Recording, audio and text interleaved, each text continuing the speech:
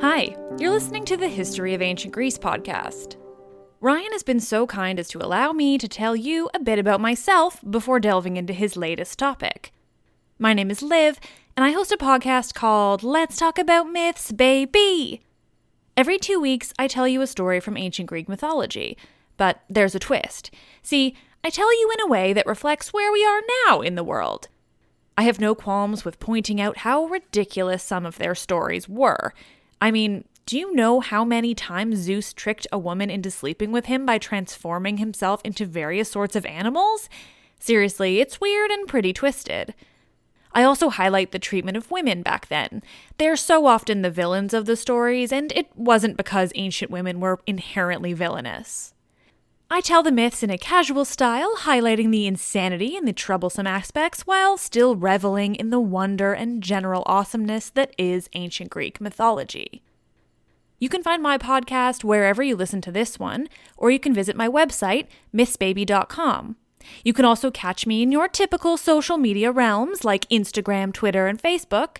I'm at mythsbaby on every one of those platforms. Thanks, dear history lovers. On to the show.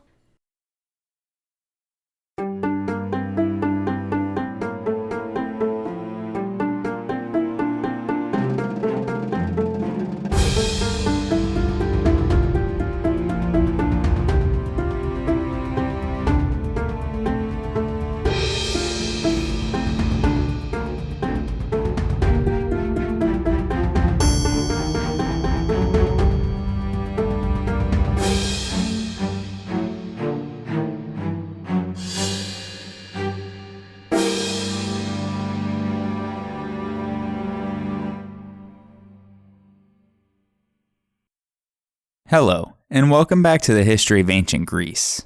Episode 72, The Wrathful Queen. Today's episode is brought to you by our new February Patreon supporters, Randall Gurnieri, Benjamin Murray, and Leslie Sage, as well as PayPal donor Andrew Heil. Once again, I do apologize if I didn't pronounce those correctly, but I do thank you for your donations in support of the podcast. If you too would like to support the History of Ancient Greece, you can become a monthly Patreon supporter at www.patreon.com/thehistoryofancientgreece podcast.com or a one-time donor at www.paypal.me/RyanStitt.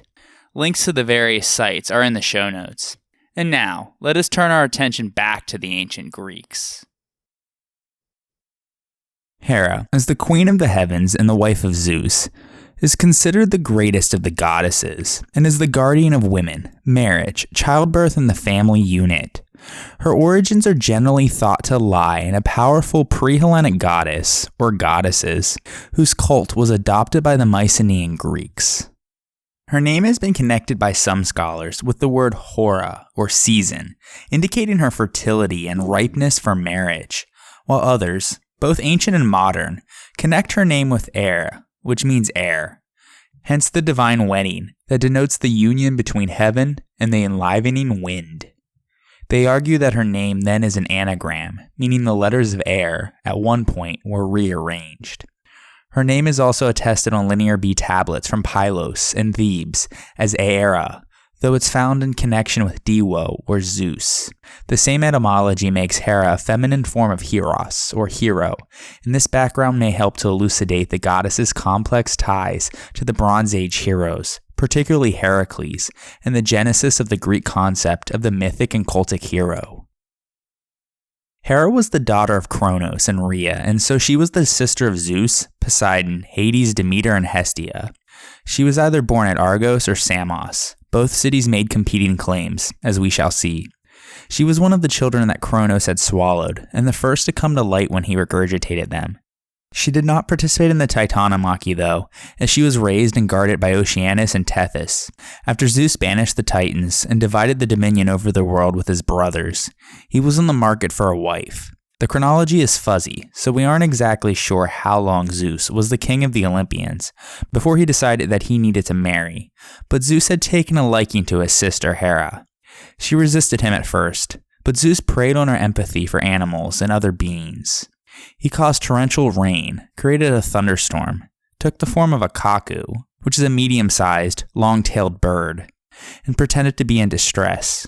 Shaking, he sat on the goddess's lap. She took pity on the bird and covered it under her robe. Then, Zeus took his real form and attempted to unite with her sexually. Hera resisted because she was afraid of what her parents might think of her losing her virginity, but succumbed when Zeus promised to take her as his lawful wife if she would sleep with him.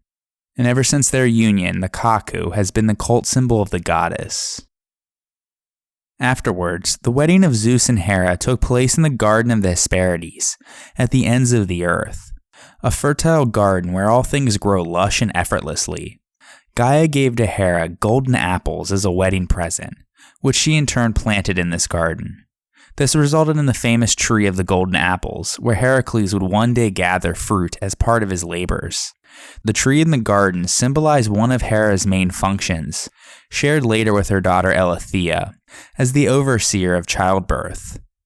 All of nature burst into bloom for their wedding, and many gifts were exchanged. Zeus had invited all of creation to his wedding, and all attended, except for one, a nymph named Chelone. When he asked her why, her excuse was that she preferred her own home, so Zeus transformed her into a tortoise so that she could carry her house with her wherever she went. The story can be found in one of Aesop's fables, and from it derives the proverbial sentiment that there's no place like home. Anyways, with her marriage to Zeus, Hera officially took the title of the Queen of Olympus. In art, Hera is commonly seen with the animals that she considers sacred. In addition to the aforementioned cuckoo, in the Hellenistic period, Hera became associated with another type of bird, the peacock, which were not at all known to the Greeks before the Persian conquests of Alexander. Aristotle even referred to them as the Persian bird. She also had an association with cows, corresponding with Zeus's association with the bull, and her best-known Homeric epithet is bupus, or cow-eyed. In this respect, Hera bears some resemblance to the Egyptian deity Hathor, a maternal goddess associated with cattle. In art, she is portrayed as majestic and solemn, often enthroned, and crowned with the polos, a high cylindrical crown worn by several of the great goddesses. Her Roman counterpart is Juno. Hera is a member of a ruling dynasty, and within the political institutions on Mount Olympus, she exercises considerable authority. In the Iliad, her appearance in the assembly of the gods produces instant and respectful attention, and her policy decisions are readily accepted by the other divinities. Like the other gods and goddesses, the Queen of the Olympians receives her own praise in the Homeric hymn to Hera. Quote, "Of golden-throned Hera I sing, born of Rhea, queen of the gods, unexcelled in beauty, sister and glorious wife of loud-thundering Zeus. All the gods on lofty Olympus reverence her and honor her together with Zeus, who delights in thunder." End quote. It is important to note from this hymn, as complimentary as it seems at first glance, that Hera derives her status and worthiness from her relationship to a male.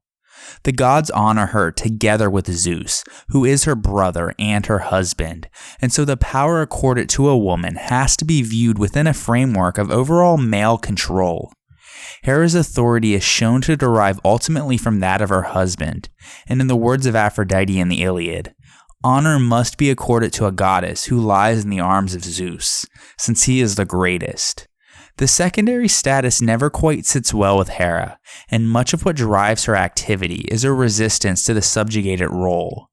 There has been considerable scholarship about the possibility that Hera, whose early importance in Greek religion is firmly established, was originally the goddess of a matriarchal people, presumably inhabiting Greece before the Hellenes. In this view, her activity as a goddess of marriage established the patriarchal bond of her own subordination, and her early resistance to the conquest of Zeus that is rendered as Hera's jealousy is the main theme of literary anecdotes that undercuts her ancient cult. However, it remains a controversial claim that primitive matriarchy existed in Greece or even elsewhere. Still though, Hera figures prominently in myth as a wife and a queen, and one who can convince Zeus to do her bidding with other, more indirect means. Homer in the Iliad describes a particular sexual union between Hera and Zeus, in which he provides a portrait of a more subtle and manipulative Hera who uses sex as a source of her abundant power. In order to distract her husband from a turn of events in the Trojan War that he surely would not approve of, she threw herself enthusiastically into a magnificent scheme of seduction. She bathed and adorned herself with the utmost care, and engineered a chance meeting with Zeus on Mount Ida. With the aid of a magic girdle, borrowed from Aphrodite, she succeeded in reawakening Zeus's gusto. Quote, "There under them, the divine earth grew newly sprouted grass, dewy clover, crocuses, and hyacinths, so thick and soft, it held the hard ground deep away from them. There they lay down together and drew about them a golden wonderful cloud, and from it the glimmering dew descended." End quote. This description may preserve a memory of an earlier concept of Hera as an earth goddess whose sacred marriage to the sky deity causes vegetation to spring forth. But in Homer's poem, Hera is much more than a personification of the earth. She is a strong and vigorous personality, and it is to marriage on the human rather than on the cosmic level that she principally relates. However, the model of marital relations presented in Homer's poem definitely does not present a positive image of a woman's role in this sort of dichotomy. For example, when Zeus discovered that his encounter with his wife was part of an elaborate plot, he threatened her with a whipping and reminded her of the violent punishments which he has inflicted on her in the past. And so, for all of Hera's forcefulness, the pattern of male domination is clearly reaffirmed in these glimpses into the domestic life of the Olympians. On the other hand, even though Hera was the ultimate wife and queen, she was seen as a negligible mother.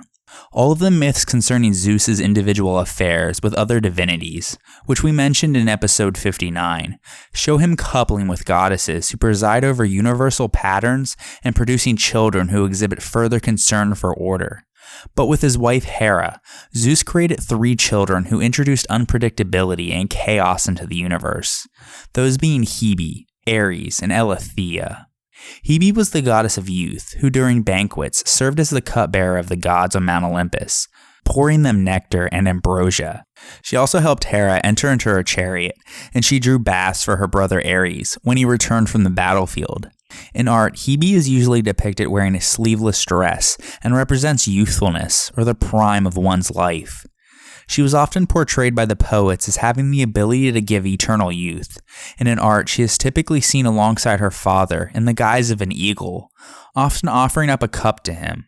This depiction is seen in classical engraved gems as well as in later art and seems to relate to a belief that the eagle, like the phoenix, had the ability to renew itself to a youthful state.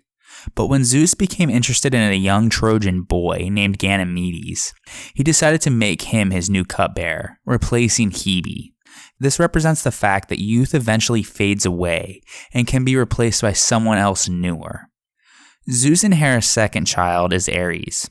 He is the god of war, although his tactics are much more chaotic than the strategic Athena. He is wild and savage and enjoys the noisy confusion of the battlefield.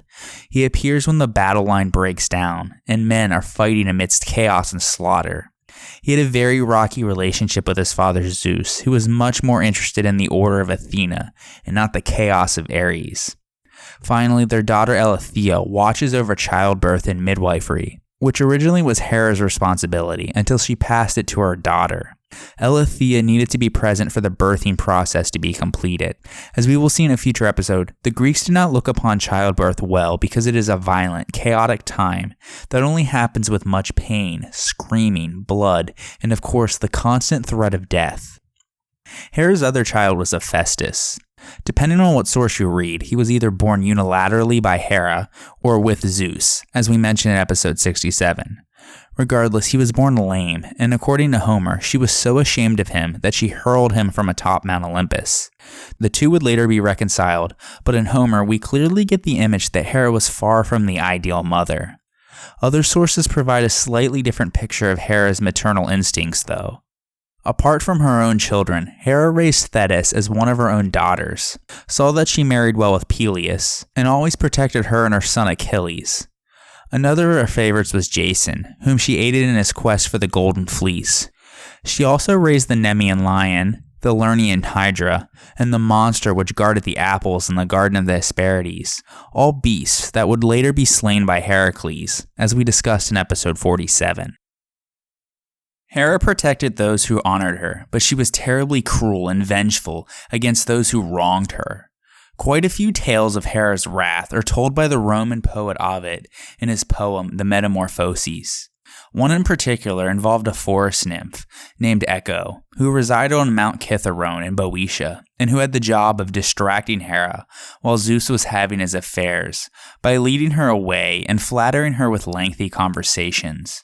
When Hera at last discovered the deception and her role in it, she cursed the once talkative Echo to only be able to repeat the words of others, hence our modern word echo. When Echo met Narcissus, a hunter from Thespia in Boeotia, and the son of the river god Cephissus, and another forest nymph, Lairope, she immediately fell in love with him on account of his beauty, but she was unable to tell him how she felt, and was forced to watch him as he fell in love with himself. This occurred because he was a proud man who only cared about himself. Nemesis, the god of retribution, noticed this behavior and attracted Narcissus to a pool, where he saw his own reflection in the water and he fell in love with it, not realizing that it was merely an image of himself. Unable to leave behind the beauty of his own reflection, Narcissus lost his will to leave that spot, and ultimately his will to live. When Narcissus died, wasting away before his own reflection, Echo was consumed by a love that could not be, as she mourned over his body. Echo too lost her will to live, and eventually she began to waste away. Her beauty faded, her skin shriveled, and her bones turned to stone. Today, all that remains of Echo is the sound of her voice, and Narcissus is the origin of the term narcissism, a fixation with oneself and one's physical appearance or public perception. Hera was the most grandiose goddess of the Olympians, and the rest of the gods respected her, as did her husband, despite his unending adulteries. Even Zeus, who as the king of the gods was known to fear nothing, feared her tantrums, because when the goddess became angry, all of Mount Olympus shook, and the globe stirred the same way as when Zeus got angry. Still though, Hera was jealous and watched closely his every step, but ultimately yielded before her almighty husband, as Zeus never wavered in the authority over his wife, no matter how many vows he broke, although she never forgave his love affairs. Zeus, though, continued to have many relationships with females after he formally married Hera, and so most of the myths about her stem from her jealousy over these affairs. Because it is to Hera that matrons turn for success in bed, for stature in their home, and for the wisdom to run it well. And so she particularly despises his infidelities because they threaten the stability of the family that she wants to protect. As does Zeus, but that does not prevent him from also wanting to spread his seed far and wide. And so he often snuck down to earth in disguise to bear children with the mortals. Although at times it's clear that he genuinely loved Hera, Zeus also wanted many mortal children to inherit his greatness and become great heroes and rulers of Greece. Hera was always aware of Zeus's trickery and kept very close watch over him and his excursions to Earth. Although Hera is angry at Zeus for his infidelity, she typically punished the easier targets. And so with particular stubbornness, she continuously tormented the paramours of her husband, along with any conspirators, and Zeus was powerless to stop his wife. For example, she manically pursued Leda, the mother of Apollo and Artemis, Io, the daughter of Inachus, the founder of the Argives, Semele, the mother of Dionysus, and the nymph Callisto in Arcadia, whom she transformed into a bear that was then killed by Artemis, just to name a few. Hera's wrath wasn't just intended for the female lovers of Zeus either. There were some unfortunate male mortals who experienced her ire too. For example, she particularly hated Peleus, a king of Iolcus, because he had killed Sidero, his step-grandmother, in one of the goddess's temples. In revenge, she later convinced Medea to kill him after she had arrived with Jason when he had returned home from retrieving the Golden Fleece along with the Argonauts. But above all, the many illegitimate, at least in her eyes, offspring of Zeus felt her wrath. For example, Dionysus was torn to shreds at Hera's command, only to later be put back together, and she dispatched the monstrous Pytho to dispose of Apollo, though this too was unsuccessful. The one who underwent the greatest sufferings at the hands of Hera, though, was Heracles, who paid throughout his life for the love that his father had showed to him. In fact, the name of Heracles means the glory of Hera, and was an ironic name given to him by some of the gods purely to anger the queen of the Olympians. It had been a rule that no mortal son of Zeus would receive divine honors unless they had nursed with Hera's milk, which was a way that she was able to keep her revered status despite her husband's failings. However, she was tricked into suckling Heracles as a baby, the one exception, which is why he was able to become immortal later, after much suffering as a human, that is.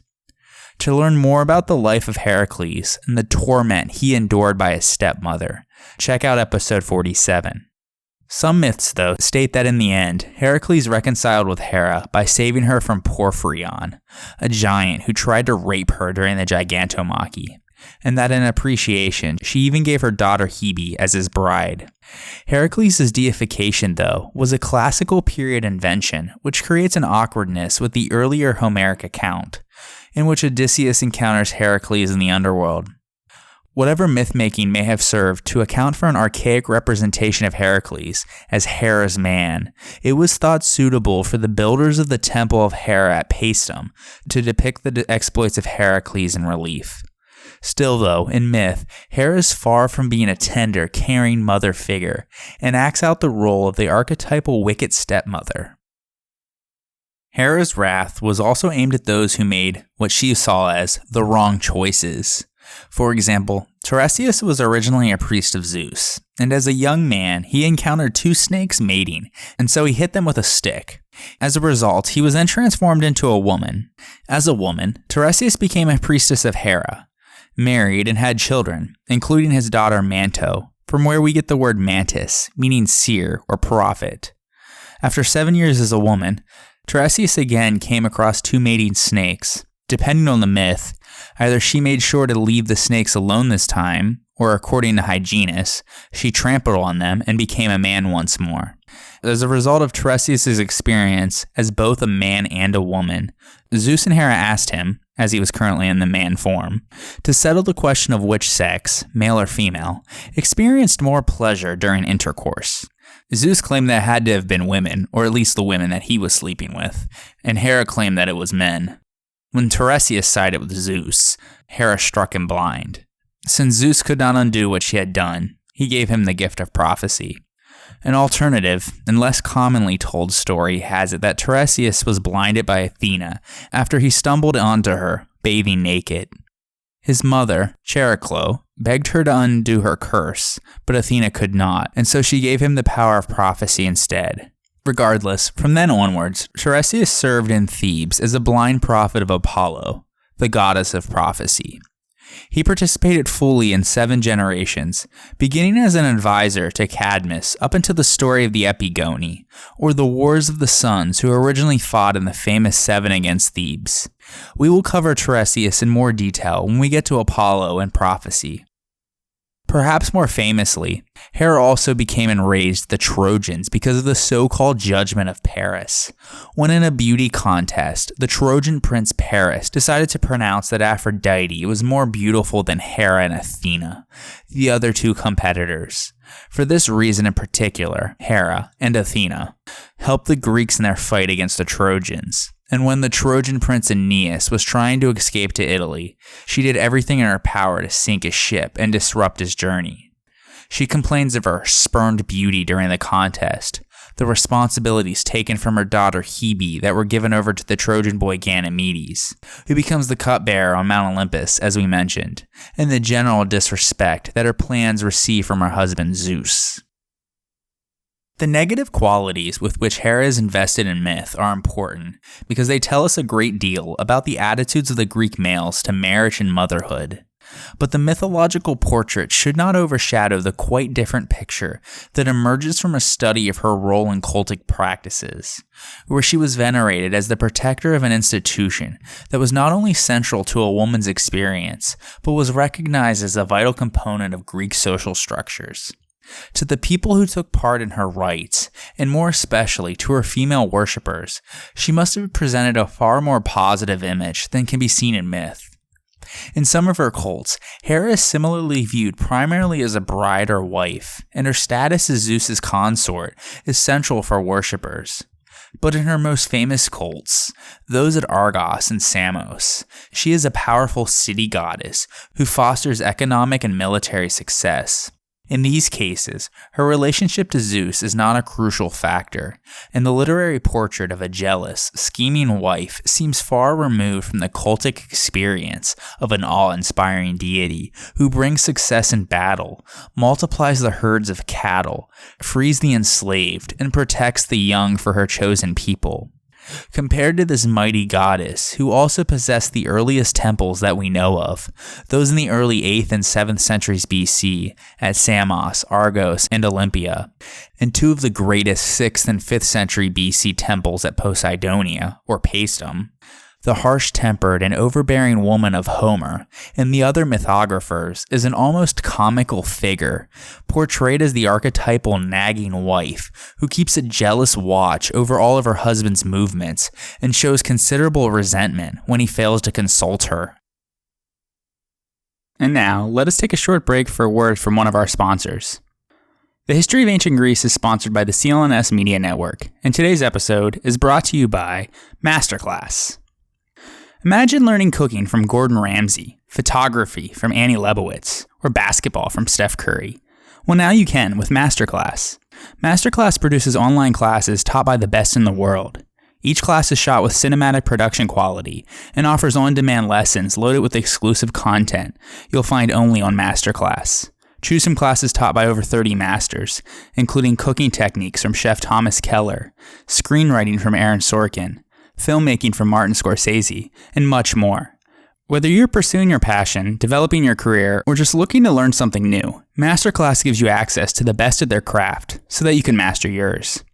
Interested in more than one class? Check out the All Access Pass. With the new All Access Pass, you can unlock every class from over 30 masters, all for the price of 2. The History of Ancient Greece listeners can get the All Access Pass at masterclass.com/HOAG. Learn more from the best in the world at masterclass.com/HOAG. That's masterclass.com/HOAG. And now, let us turn our attention back to the ancient Greeks. Major cult centers of Hera were not evenly spread throughout the Greek world, but instead were characteristic of certain regions and peoples. The Dorians of the Peloponnese and those Peloponnesians who colonized southern Italy honored her the most, though she did enjoy some privilege in certain Ionian cities in the eastern Aegean. The center of her cult, though, was in the Argolid, mainly in Argos with the renowned Heraion, founded on the northern slope of Mount Euboea, at a short distance from Argos. Other temples dedicated to Hera stood in Tiryns, Corinth, Pericora, Epidaurus, Hermione, Sicyon, in the Arcadian cities of Mantinea, Megalopolis, and Stymphalus, in Olympia, and in Sparta, as well as on the islands of Paros, Delos, Kos, Astyapalaia, and Crete. Of particular significance was the sanctuary of the goddess in the Ionian island of Samos. Her cult enjoyed its greatest prosperity during the Archaic period, when Argos and Samos were at the height of their political power. Despite Homer's pan-Hellenizing tendencies, he does recognize Hera's regional character as a goddess of the Argive Peninsula, giving her the epithet Hera Argeia in the Iliad, in which she says, quote, "The 3 cities I love the best are Argos, Sparta, and Mycenae," end quote. In historical times, she became the city goddess of Argos itself, and her Argive sanctuary, which stood between the former Mycenaean powers of Argos and Mycenae, was the most venerable and famed center of her worship. Her festival there, known as the Heraea or Hecatombeia, or the sacrifice of 100 oxen, was held in the first month of the year. A grand procession escorted the priestess, who rode in an ox-drawn wagon from the city to her sanctuary several miles away. The male youth, who was recognized as being the most virtuous, carried a sacred shield in the procession, which marked the transition for him and those of the same age as him into adulthood, and thus into warrior status. After the procession, there were athletic competitions for which the prize was a bronze shield, similar to the aforementioned sacred shield. Herodotus provides a well-known anecdote involving a priestess of Hera Argea. Although he doesn't mention her by name, Plutarch later calls her Cydippe. She was on her way to the Heraea when the oxen which pulled her cart broke down from exhaustion, so her sons, Cleobus and Biton, pulled the cart the entire way, a distance of 45 stadia, or about 8 kilometers. Cydippe was so impressed with her sons' devotion to their mother and the goddess, so she asked Hera to give them the best gift that a god could give a person. As a result, Hera had the 2 brothers drop dead instantaneously, because the best thing she could give them was for them to die at the moment of their highest devotion and acclamation. This famous story of Herodotus comes couched as advice from Solon, as evidence while trying to convince the Lydian king Croesus, who the most blessed people in history are, that it is impossible to judge a person's happiness until they have died a fruitful death after a joyous life.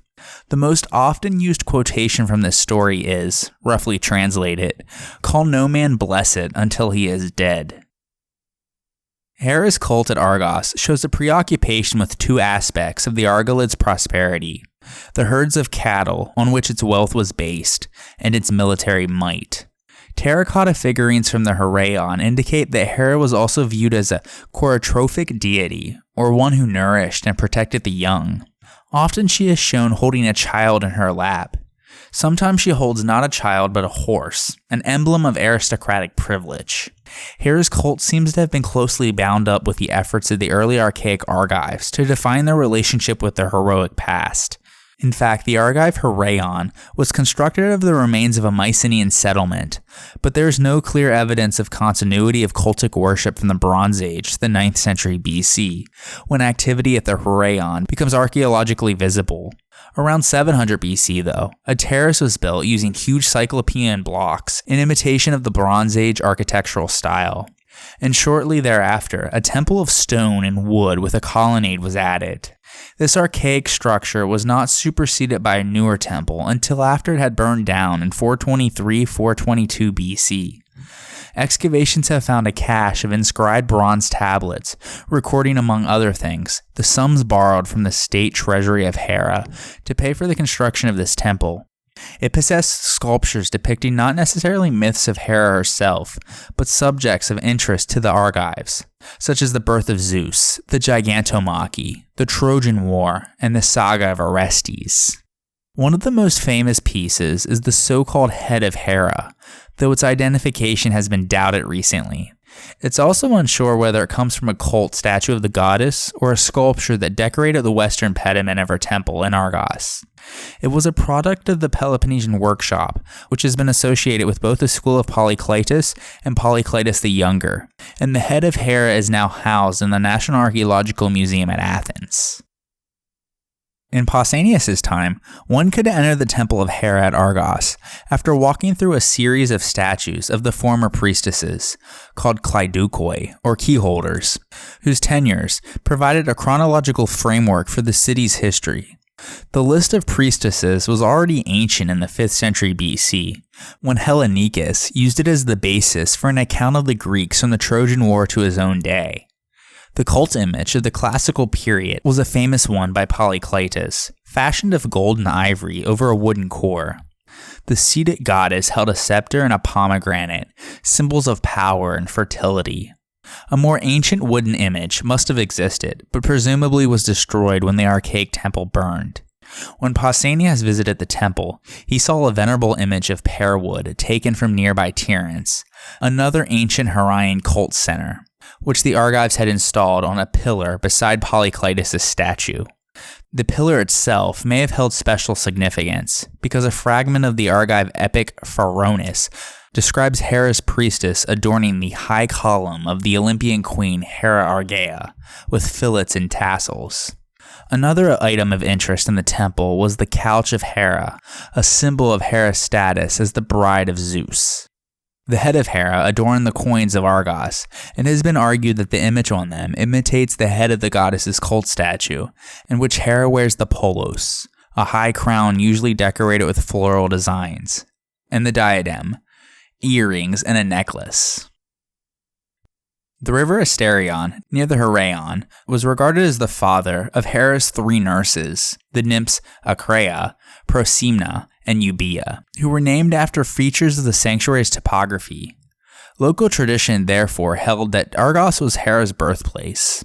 Women conducted secret rituals at the Heraeon, involving purifications, sacrifices, and the offering of garlands twined from a local herb, also called Asterion. The women wove a robe for Hera, as they did at Olympia, first taking a ritual bath in the waters of the spring, or well, called Amaimoni.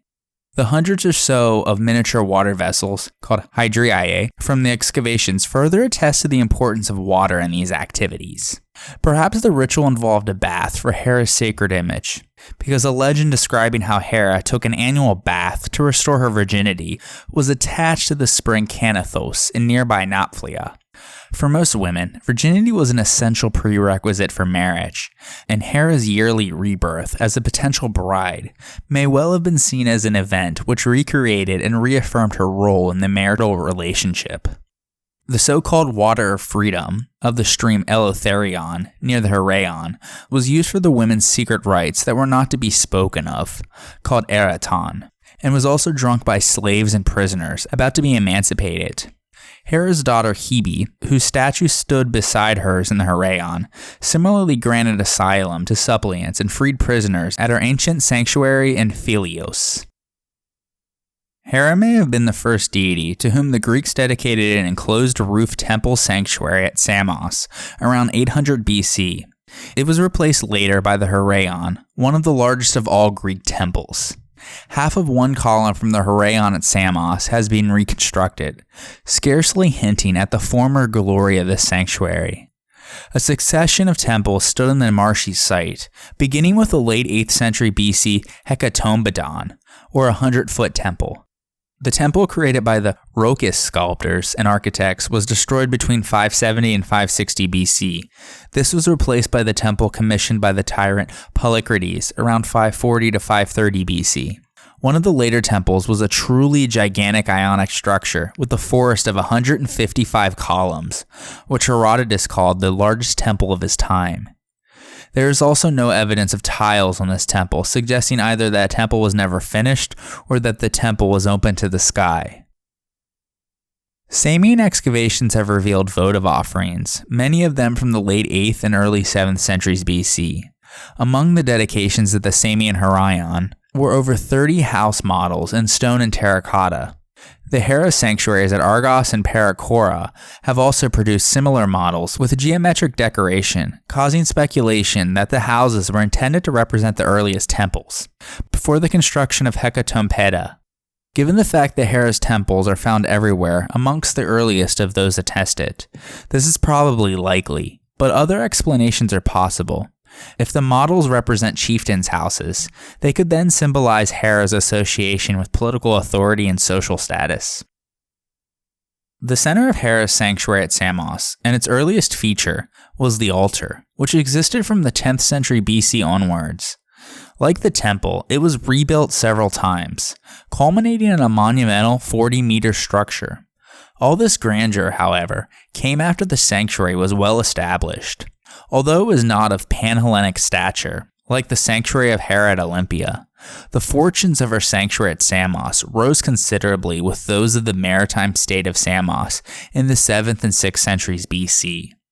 Asius, a poet of this period, described the wealthy Samians visiting the sanctuary dressed in flowing white tunics with long hair bound in golden bands and adorned with gold jewelry. A stunning variety of imported objects was uncovered in the excavations, which show that Hera at Samos was not merely a local Greek goddess of the Aegean, but she had enjoyed a reputation throughout the eastern Mediterranean and enjoyed a large influx of pilgrims. In fact, there are Egyptian ivories, Babylonian bronze figurines, and a collection of exotic animal trophies, including crocodile and antelope skulls, as well as other votive offerings of objects made from Armenia, Persia, and Assyria. In spite of the cosmopolitan nature of the sanctuary, though, the dedications show that it was also a local center of worship. The excavations turned up many humble, crudely carved vessels and figurines, as well as natural curiosities like coral and rock crystal. There were conflicting stories about the origins of the sanctuary and to what degree it was dependent on her reign at Argos. One tradition said that it was founded by the Argonauts, who brought the cult statue from Argos, while the Samians themselves said that Hera was born here under the Yogis, a willow-like tree preserved in the sanctuary, and that the place was founded by non-Greek Carians. Still, their tradition allowed that the first Greek priestess of the sanctuary was the Argive Admete, a daughter of Eurystheus. Once, Carian pirates had attempted to steal the cult image of Hera, but found their ship immobilized when they placed the statue on board. Terrified, they left the image on the beach with a food offering and made their escape. There, the searching Samians found it, and believing that it had ran away, bound it to the Yogis with the tree's flexible branches. Admete herself purified the image and restored it to its place in the temple. This myth provided the background for the annual festival called the Tonea, or the Binding, during which the goddess's cult statue was carried to the sea, purified, and given a sweet meal of barley cakes. At some point during the rite, it was probably also bound with Yogis branches. Celebrants at the feast wore wreaths made of Yogis and reclined on beds of it. The people in Samos out in the open air consumed sweet wine, like in weddings, praising Hera for being the bride and the mistress of their island. There, then followed a wedding bath and the wedding banquet. This festival has been interpreted as a drama of the deity's disappearance and return, in which the recovery of the goddess is symbolic of the yearly cycle of vegetative abundance. A related possibility is that the drama expresses the Samians' anxiety should Hera, the protector of their city and guarantor of their good fortune, abandon them. The goddess is annually bound to her birthplace, and her proper residence at Samos is reaffirmed. The myth itself asserts that even should outside forces attempt to move the goddess, she would express a preference for her home and actively resist leaving it. There are indeed indications that Hera at Samos was a goddess concerned with fertility. Among the objects dedicated to her were pine cones and pomegranates, real fruits as well as clay and ivory models, symbols of fertile reproduction. The offering of pomegranates, however, appears to cease after about 600 BC. It has been suggested that this is due to a shift in the perception of Hera, through which her role as a bride of Zeus came to be emphasized over her earlier manifestation as a powerful, independent goddess. In any case, although Hera's role at Samos was never limited to assuring fertility, it must have been closely connected with the Samian successful trading ventures. Stylized wooden ship models were common votives, and in the Archaic period, 2 full-size ships were dedicated in the sanctuary.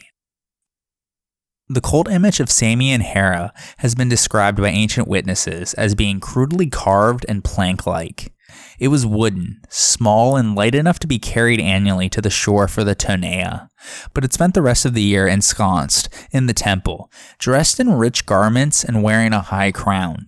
It also wore a pectoral ornament, resembling an extended collar or series of necklaces, which was characteristic of Eastern Greek and Anatolian deities. The so-called multiple breasts of Artemis at Ephesus are another example. When the Samians built a huge classical temple, they supplied it with a new cultic image that resided in the cella, the normal location. The venerable old image was kept in the pronaos, or front room of the temple. This arrangement was perhaps dictated by the need to keep the old image in its original location. Its base in the pronaos stood on the same spot that it had occupied in the cella of the old temple. As we have seen, keeping the image of the goddess fixed in her proper place was a major cultic concern for the Samians. And now, let us take a short break for a word from another one of our sponsors. The History of Ancient Greece is sponsored by the CLNS Media Network, and today's episode is also brought to you by Simple Contacts. I recently tried an app called Simple Contacts, and it saved me so much time and money on ordering contact lenses. Because if you're like me, you probably dread the annual eye appointment to renew your prescription. Well, Simple Contacts brings the doctor to you. Need to renew your prescription? Take a 5-minute vision test from your phone or computer. It's reviewed by a licensed doctor. You receive a renewed 1-year prescription and reorder your contacts. Already have a prescription that hasn't expired? Just upload a photo or your doctor's information and order your lenses. Simple Contacts offers every brand of lenses that you're familiar with, including options for astigmatism, multifocal lenses, colored contacts, and more, and their prices are unbeatable. Standard shipping is free, and best of all, they're offering a promotion to my listeners. To save $30 off of your contact lenses, just go to simplecontacts.com/grease18 or enter promo code grease18 at checkout. Again, that's simplecontacts.com/grease18 or just enter the promo code grease18 at checkout. This isn't a replacement for your periodic full eye health exam though, but it does offer you convenience, speed, reliability, and savings in updating or renewing your prescription. And now, let us turn our attention back to the ancient Greeks. The Heraion at Paracora was among the richest minor sanctuaries in all of Greece. Although the literary sources are almost completely silent about this sanctuary, the archaeological finds show that it was of great importance during the Archaic period. It sat in the territory of the prosperous mercantile city-state of Corinth, where it was founded in the 8th century BC and saw the construction of yet another of the very early temples to Hera, as we have noted. The earliest temple had an apsidal, or curved, back wall and was only about 7.5 meters in length. Nothing is known about the cult image, but the goddess here was called Hera Acrea, or of the headland, a reference to the Paracora promontory, on which the sanctuary was situated near a small harbor. 6th century BC dedications to Hera Limenia, or of the harbor, have also been found. Surprisingly, these appear on a terrace above the harbor itself and the main part of the sanctuary. An archaic structure on the terrace, which was once thought to be a separate temple of Hera Limenia, is now considered to have been an auxiliary building, probably a dining room. Blocks used in this building contain dedications to Hera under yet another title, Hera Leucolena, or White-Armed. These archaic 7th and 6th centuries BC dedications echo one of Homer's favorite epithets for Hera. The pattern of votives at Paracora show that this was an important cultic site for local people, as well as for sailors, traveling up and down the Gulf of Corinth. The many imported objects, including Egyptian-style scarabs and Phoenician bronzes, illustrate the wide trading contacts of the archaic Corinthians. The earliest 8th century BC temple at the harbor was accompanied by a deposit of geometric votive objects, including drinking vessels, wine jugs, clay models of cakes presented as offerings to the goddess, called colluria, and house models. This temple was replaced in the 6th century BC with a new Doric stone temple, and a monumental altar was added. North of the altar, the excavators found a flight of steps, which probably functioned as a spectator area for viewing the sacrifices. The sanctuary of Hera Acrea at Paracora is also connected with the myth of Medea, the young sorceress whom Jason brought back from his travels in the Black Sea region, and who is best known from the play by Euripides, which we discussed in episode 52. This work portrays her as a spurned wife who kills her children by Jason in order to avenge herself for his abandonment, then buries the children in the sanctuary of Hera Acrea and founds their cult there. There were, however, other myths about how the children of Medea died. According to one, Medea took each of her children in turn to the sanctuary of Hera to karakryptane, or hide them away, thinking that this operation would make them immortal. The word may also mean that she buried them. When her hopes were disappointed and Jason discovered what she had done, he abandoned her. Another version held that Medea instructed her children to bring a poisoned robe to her rival Glauce. When Glauce perished as a result of the gift, the enraged Corinthians stoned the innocent children. The murdered children then took on a supernatural vengeance by causing Corinthian infants to die, until the desperate citizens consulted an oracle and were told to institute annual sacrifices to Medea's children. They also set up a statue known as Dama, or Terror, which took the form of a frightening woman. In antiquity, infant mortality was often attributed to female demons, such as Mormo or the Lamia, who had a hideous appearance, and so the statue seems to have been designed to ward off such malign influences. Other sources tell us more about the relationship between the children's cult and that of Hera. Every year, 7 boys and 7 girls from noble families were dressed in black and sent to live in the sanctuary of Hera Acrea, It is unclear whether this refers to a sanctuary in Corinth itself, since no such sanctuary has been identified, or to the one at Paracora. Regardless, they cut their hair and dedicated to Medea's children, and presumably participated in the threnoi, or laments, sung for the children, in the anagasmata, or sacrifices for the dead. All these myths and related customs have been taken as evidence of a real, in the distant past, or symbolic, child sacrifice to appease hostile divine forces, or as an initiation rite by which the youths and maidens, after a period of separation from the community, reached adult status. Certainly, at least, they indicate that the Corinthians thought that it was necessary to devote elite children to the service of the goddess, and that upon the performance of this service depended the health and welfare of the entire community's children. The rituals originally may have been conducted for Medea herself, since some scholars view her as a divine figure, whose cult was superseded by Hera's. One of the paradoxes of the Pan-Hellenic site of Olympia is that its earliest temple was erected not for Zeus, the primary deity of the sanctuary, but for his wife Hera. During the late 7th century BC, a Heraion was built in the Altis, or sacred enclosure, which then contained no other major structures. Originally, only the foundations were of stone, while the walls were mud brick, and the rest of the structure was wood, including the colonnade.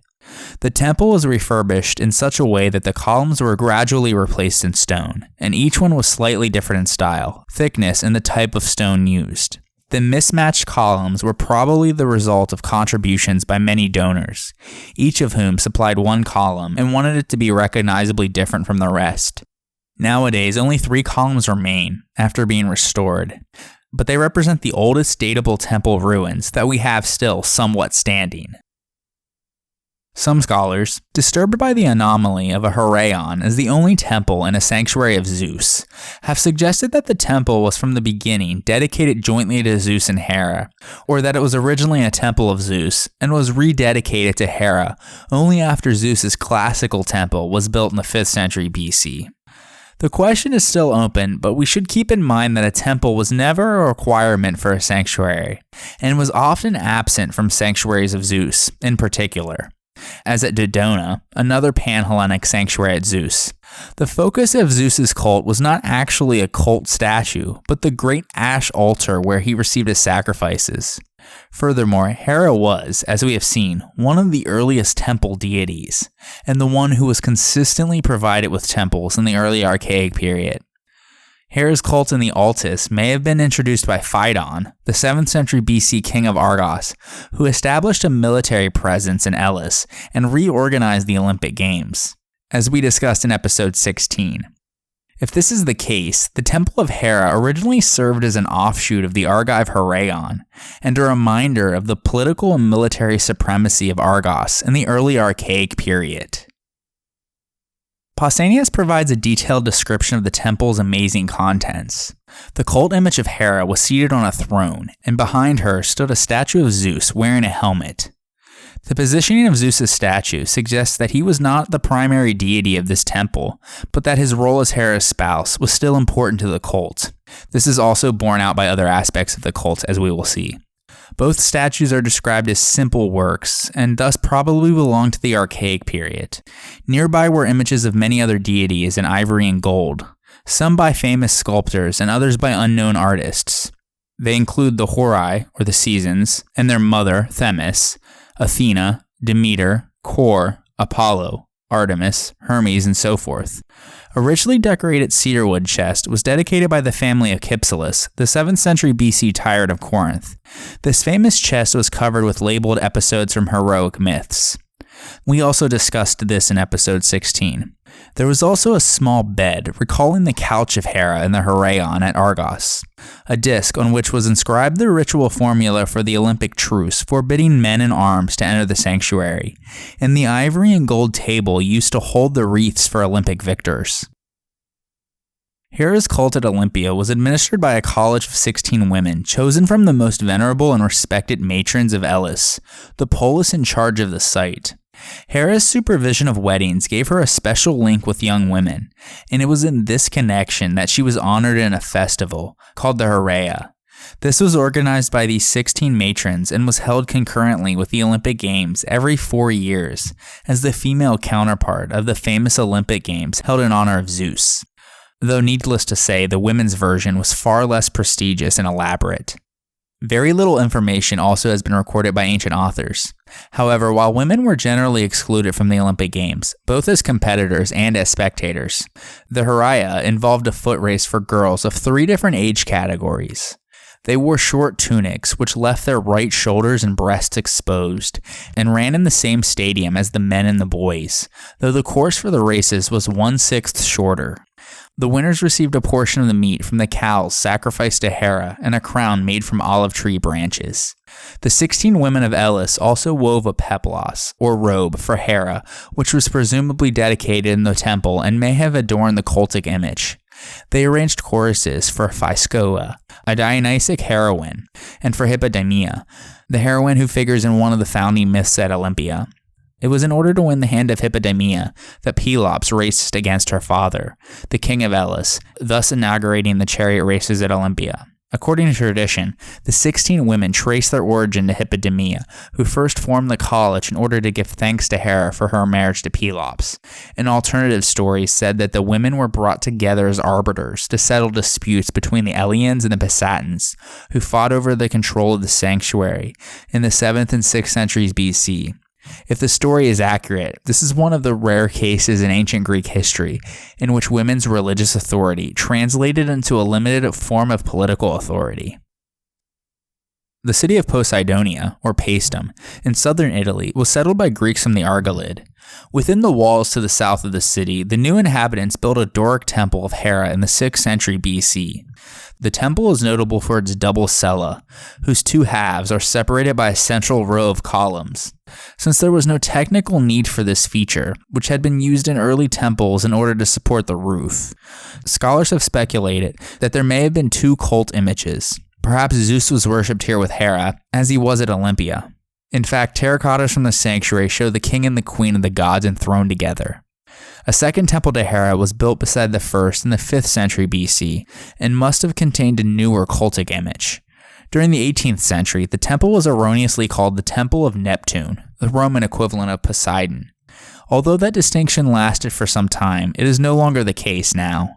Regardless, it is possible that the temple originally was dedicated to both Hera and Poseidon, as some dedicatory statues found around the large altar are believed to have been for Poseidon.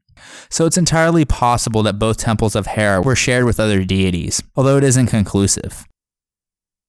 The cult of Hera at Poseidonia itself was linked to an extra-urban sanctuary at the mouth of the river Sella, just north of the city.